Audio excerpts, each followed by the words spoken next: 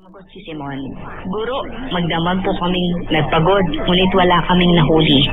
Ngunit dahil sa sinabi mo, ihuhulog ko ang mga lambat."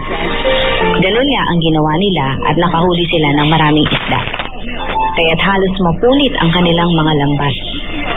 Kinawayan nila ang kanilang mga kasamahang nasa kabilang bangka upang magpatulong. Lumapit naman ang mga ito at napuno ang dalawang bangka.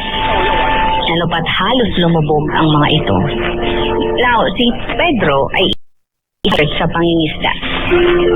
At yung expert na mismo ang nagsabi, magdamag na silang nagbabantay para mahuli. Para meron silang makuhang isda. Magdamag.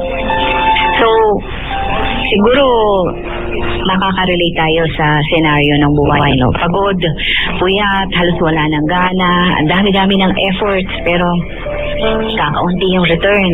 Hanggang ngayon, hindi pa rin matapos-tapos yung project o yung task na inassign sa'yo ng boss mo.